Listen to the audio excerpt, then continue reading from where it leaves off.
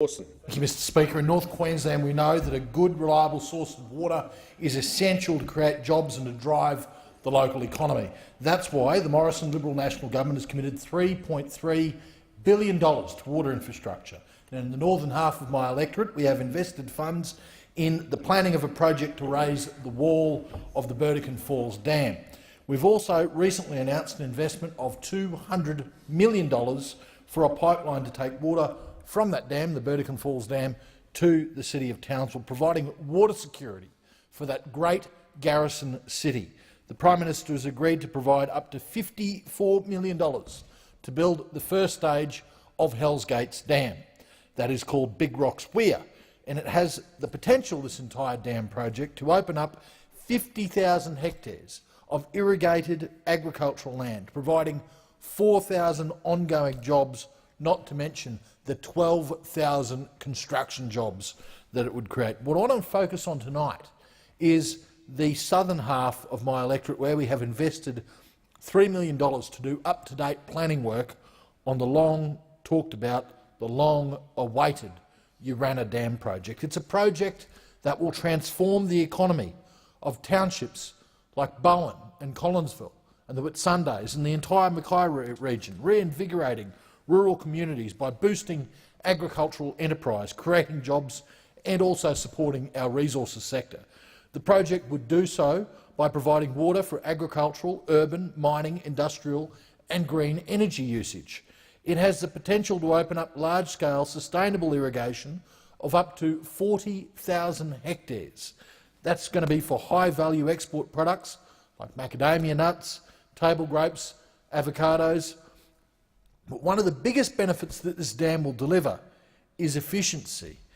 Due to the shape of the dam, it has a large volume with a small surface area, preventing excessive losses due to evaporation. In comparison with the Burdekin Falls Dam, Urannah could provide 80% of the capacity with only 16% of the footprint. Urannah Dam is also a strategic location, providing the development of a water grid linking Urannah Dam to the Proserpine and Youngalla dams and providing the most cost-efficient option for water delivery to all areas of the northern Bowen Basin coalfields.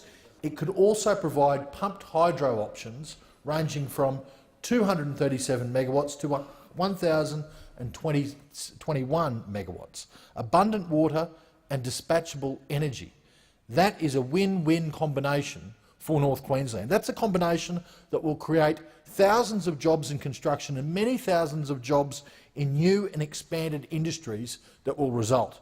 Now, I'm pleased that the business case for the dam, which was funded under the Liberal National Government's National Water Infrastructure Development Fund, is almost complete. The final technical studies are now being done and the first draft is expected to be published in February 2019. Early indications suggest a dam with the capacity of more than 1.5 million megalitres.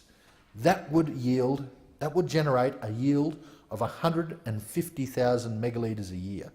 A project on this scale can facilitate more than 20 resource projects, 20 mines, 16 existing mines, generate more than 1,000 megawatts of renewable energy and open up more than 40,000 hectares of prime agricultural land for irrigation.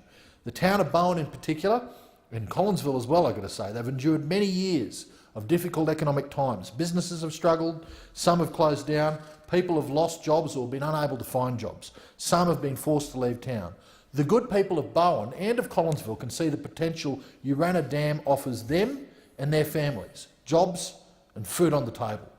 But not everyone wants to see those jobs or see families put food on the table. The extreme Greens have sought to denigrate water projects in North Queensland, sadly including the Urannah Dam. Not even the scope for developing green energy can placate the Greens. They hate it because it will provide jobs and people will earn money through hard work. They hate it because businesses will flourish and employ local people. They hate it because it will create more people farming the land and providing food and fibre for the nation and export markets. And North Queenslanders are sick of listening to the whinging, the predictable whinging of these extreme Greens. They want to see jobs and economic prosperity to get on with their lives. North Queenslanders look forward to seeing the final Urannah report, and so do I.